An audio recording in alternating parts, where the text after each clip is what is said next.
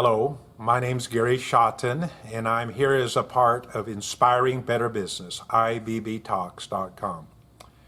Today I'm going to talk on the marketing tool to increase sales called Loss Leader. And it's a tool that's used especially in retail, sometimes in restaurants, sometimes with gas stations, or really shopping online. It's a common thing that I'm familiar with, and you may not be. It depends on your culture, but it starts with the concept and definition of what a loss is. A loss is when you don't make any money. Well, we don't want to do that very often, but you would pick one or two things that you could advertise, and because you know the cost, the base cost of that product or service, you would offer that at extremely low cost to your customer. Now, you don't actually make a loss in my recommendation, but you don't make any money, or not much money. On every product or service you have, you need to have a markup. You need to have something above and beyond the very base cost to cover your overhead, to cover your profits, some things that are why you're in business. And so you're willing to take off that extra and offer this product or service at an extremely low price, mainly so that you catch the eye of the market, the person, your customer, the person you want to reach. If you can catch their eye and draw attention to your store or to your product or to your service, then you've kind of started to, word number two, leader. You're leading somebody into your store. Think of have a horse or a donkey or a mule or something like that, and you have a chain around their mouth and neck like a bridle, and now you're leading that person. They're following you. Leader. You're being the leader. So you have a loss that leads your potential customer to you, your service, your website, your product. And by doing that, you start doing something kind of unique. You have to recognize that people, myself included, we are kind of creatures of habit. Once we like something, we like to repeat that over and over again. I just ate out dinner last night with some friends, and I was at a restaurant I hadn't been very long ago, or hadn't been very often. It had been quite a while ago. And I knew the menu and have a lot of different items on the menu, but I'm always disappointed if I don't buy this one particular meal, so I bought it again. I have a habit, as long as it's not every day, to order that one meal because I really like it. We are people of habit.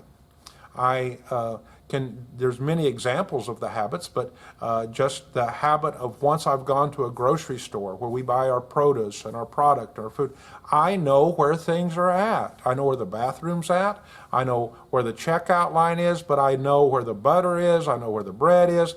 I can find things much easier in a store that I've been to several times over and over. So I would go out of my way to go to that store because it's faster, it's easier, even if it's out of my way. And by the way, these chain stores that know what we're talking about on a habit, they set up their store in another city, at another state, and it's laid out exactly the same many times. And so you go into that establishment, even in another city, and you feel comfortable, you know where things are at. So that's the idea of leading somebody in to your store so they start creating a habit.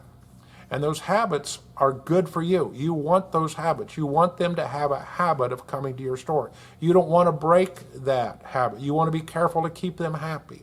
So let's give some examples. Number one, I go regularly to one place that I get my gasoline, but every time I'm filling up my gasoline, it says 5% discount on gas. Why would I want, 5 cents, I'm sorry. 5-cent discount. That's some money. Well, that's a loss leader because they're going to reduce the price 5 cents per gallon for 1 month or 200 gallons, provided you sign up for a credit card. Great idea. They're going to make up the money in the end. Let's say just going to the store and outside they put milk And that milk is a stable item. That first of all, they put it at the back of the store, so you have to go all the way through the store to get it. And then you could buy other things, but you say milk is a particular price. And then they have given it like a 20% cheaper than normal. Wow, I'm going to go to that store and get my milk, not realizing that everything else is a little bit higher, but you're there, and once you buy the milk, you buy the bread, you buy the other things, and so they're willing to take a loss in that product in order to lead you into the store to buy more things, especially if it's a process of making a habit. What about online purchases? You'll see that there'll be ads come to your phone, and they'll give an unbelievably good discount or something free. They will mail you something free if you will sign up for their app. That gets you on a habit of using something. They're leading you into using their app so that you'll get more familiar with them, that you'll buy things easier, more conveniently. I'm telling you, Amazon Prime is so easy to buy something, it's ridiculous. You find it, and with one button you bought it. It has a second button to confirm, but it is so easy to buy. This has been a long tool. Way back almost 40 years ago, at least 40 years ago, I received in the mail an advertisement that said, we will give you a free frying pan if you signed up for the credit card. This is years ago when credit cards were not so prevalent. And so those credit cards were coming into their own, and it was a very cheap frying pan. Guarantee you, it was not a fancy, heavy-duty, expensive frying pan.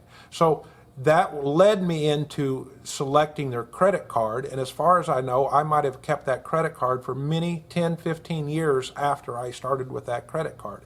It was a loss to begin with, but it led me into the use of what they're guiding me into, and they'll make up the difference, the profit, the success on the rest of the purchases after that loss. And remember, it's not actually a loss like they actually lost money.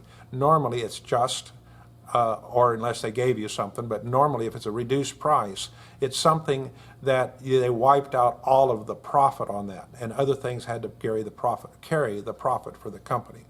Well, I hope this makes sense. You can use this in your advertising. Once you have that wide item that you want to use to pull them in, then make sure you advertise it big time. Monitor it. Know your numbers. Make sure you know what the result of this marketing tool is, and I think you'll have increased sales by doing it. Thank you very much for being a part of Inspiring Better Business.